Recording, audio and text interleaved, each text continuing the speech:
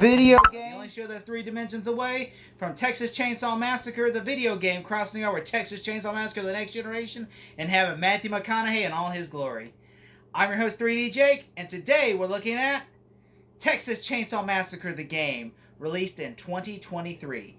Texas Chainsaw Massacre: The Game was developed by Gun Media and is an asymmetrical multiplayer online horror game that is basically 3v4, where 3 people will play as the killers and then the other 4 play as victims. The game is kind of a prelude to the movie The Texas Chainsaw Massacre, released in 1974, directed by Tobe Hooper.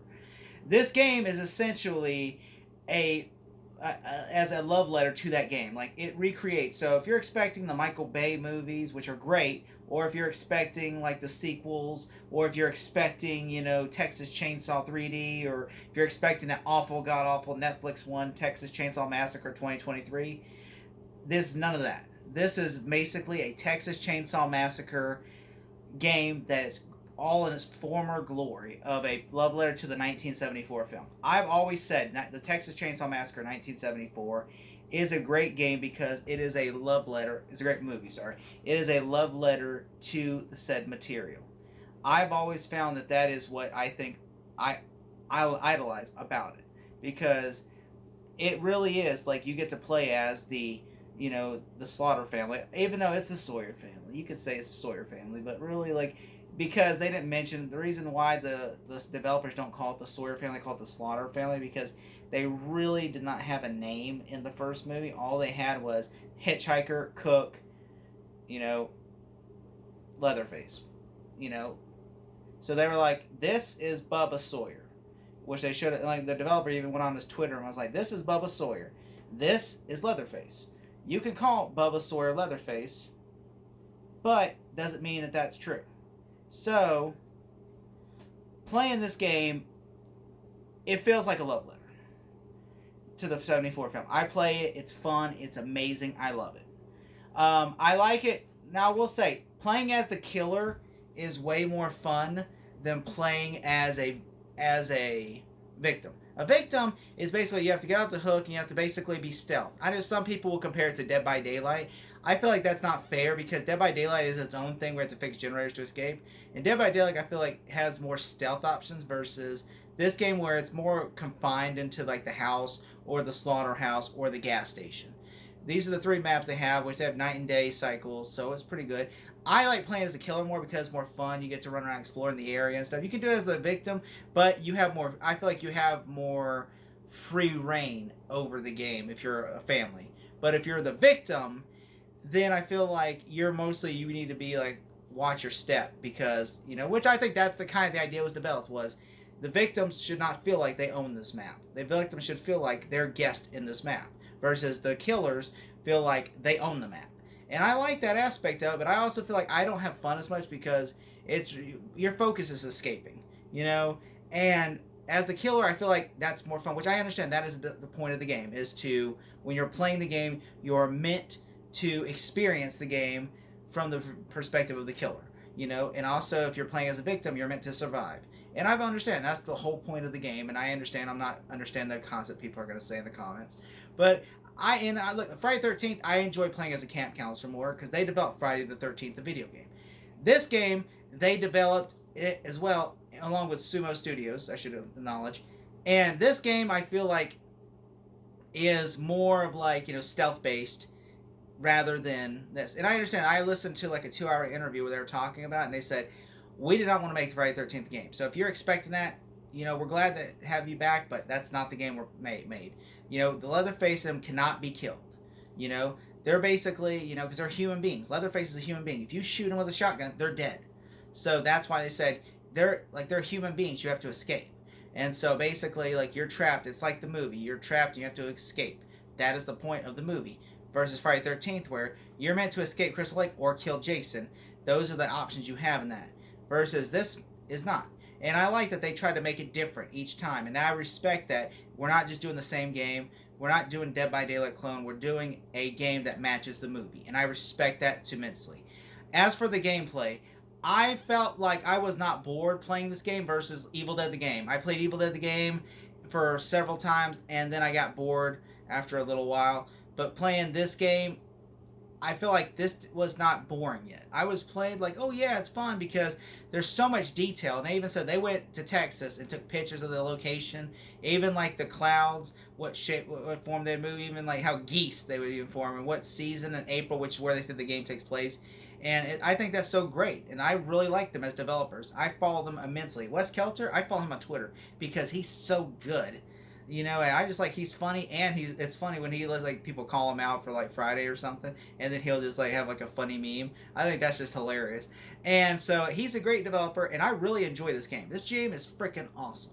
You know, there's so much detail in this game. Like like there's even things in this game that's like you've never seen that like they had to like take creative liberties with, like the back of the gas station, what it looked like, or where they had to take what did like the rooms, because they never really went. Sally only went into the one room, and so that's really cool. Also, the gameplay though, it's like the gameplay is pretty much, I would say, 70% perfect, and then there's 30% that doesn't work. And all I mean is, it's great to have the stealth and everything, and when you're playing as the killer, sometimes playing as Leatherface is not fun. And I've noticed playing in several matches, a lot of people do not want to play as Leatherface, even though you're required to play as Leatherface. I've been in matches where 3 people have chosen their killers, and not one of them was Leatherface, and it says Leatherface required.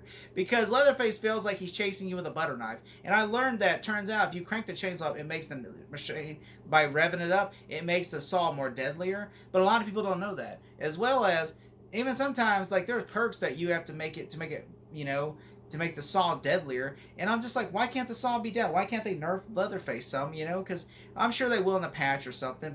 And also there's a couple of glitches at launch where, like, I'm chasing someone as Leatherface and they glitch into a wall and I couldn't get them.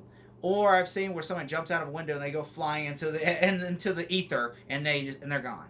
And so they win. And so there's stuff like that happens. And also there's like things where like players have glitched onto like the house, and and then like you can't get them and stuff like that. And or like, for instance, you've come and made it at the finish line that glitched you back, and then Leatherface is able to kill you or something like that. I've noticed that there's things like that.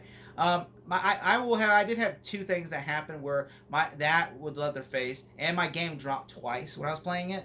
Like, I'm playing as Leatherface, and then all of a sudden my game drops, and and then it happened again later when I'm playing as a victim. And so I've noticed that twice. And also there's been some frame rate drops whenever like the killer's on you. The frame rate does drop a little bit. And mostly it's for PC players, but I've noticed that for console players have that issues too. As well as my friend who played the game said, yeah, he noticed that the frame rate has dropped some when like the killers are on you.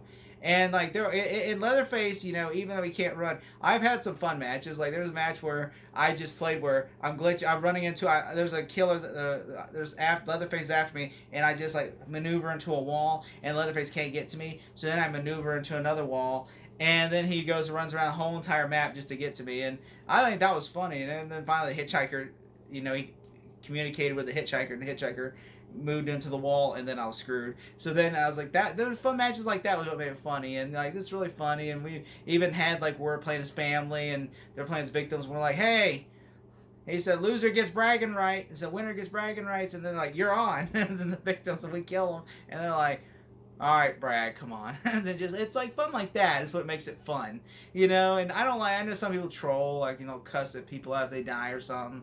It's not fun for me. The game does feel like, it feels like a love letter to the franchise. And I truly hope that soon we get to play as Matthew McConaughey, as Tech. I would love to play as Texas Chainsaw Massacre 2. I'm hoping and praying. I understand Wes Kelter said it's not like going to Walmart and buying a license.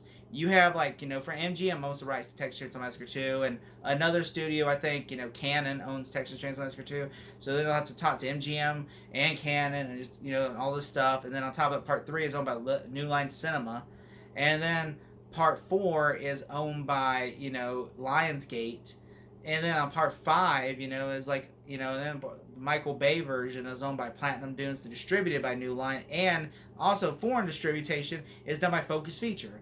So then they got to deal with that, and I understand Lionsgate also distributed Texas Chainsaw Massacre along with Millennium Films, Texas Chainsaw Massacre 3D, and Leatherface as well. And then, of course, Netflix, along with Legendary, distributed Texas Chainsaw Massacre 2023. So there's so many rights that's like, you might, like, and then like Wes Kelter explained, some rights might be like, hey, look, we want to have more creative input on that. Or some people might say, go ahead, take it.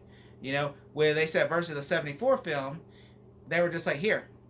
Kim Hankel was like, here, take it.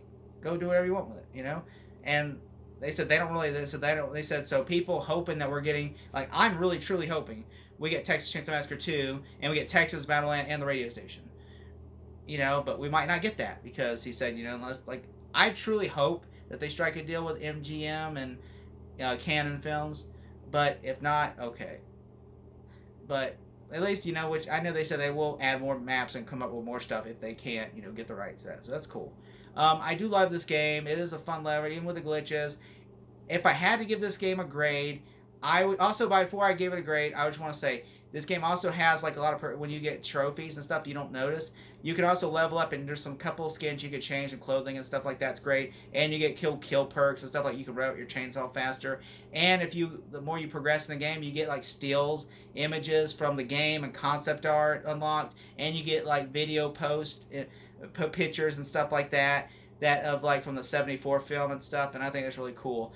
I really think that this feels like a true love letter to the game. If I had to give this game a grade, I would give it a solid score of a 8.7 out of 10. Thank you so much.